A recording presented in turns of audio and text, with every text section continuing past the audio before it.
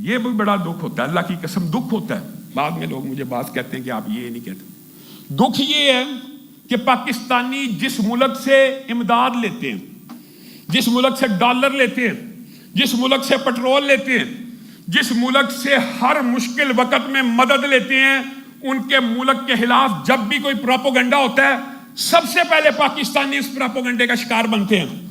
یہ ریاض سیزن ہوا ہے، اس کے اندر خانہ کعبہ کا ماڈل رکھ کے اس کے اندر گندی فحشہ عورتوں کو نچایا گیا۔ انا للہ و انا الیہ راجعون۔ یہ دنیا کا سب سے بڑا جھوٹ ہے۔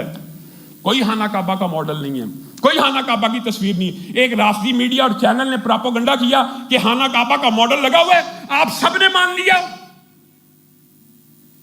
اور بڑے بڑے سمجھدار لوگ فیس بک کے اوپر، ٹویٹر کے اوپر یہ خانہ کعبہ کے ماڈل کے ساتھ بھی ڈانس ہوا ہے، خانہ کعبہ کے۔ وہ تو اللہ کا شکر ہے جب تردید آئی، میرا دل تو اسی وقت بھی نہیں تھا مان رہا کہ یہ ممکن ہی نہیں ہے، یہ فیک تصاویر ہے، لیکن بعد میں جب پھر حامد میر صاحب نے بھی ٹویٹ کی کہ مجھ سے غلطی ہو گئی، پھر پہلے آپ کر دیتے ہیں اور بعد میں رجوع کون دیکھتا ہے؟ پروپیگنڈے کا حصہ تو ہر کوئی بن جاتا ہے۔ پروپیگنڈا ہوا، پورا پاکستان پیچھے لگ گیا، بعد میں رجوع ہو گیا، جی غلطی ہو گئی۔ غلطی کتنے لوگوں نے پڑھی ہے؟ کسی کو پتہ بھی نہیں ہوگا کہ غلطی ہو گئی تھی۔ تو یہاں پہ بھی جو محسن ہوتا ہے، جو احسان کرنے والا ہوتا ہے، اس کا بدلہ یہ ہوتا ہے اس کو احسان کا بدلہ احسان میں دیا جائے۔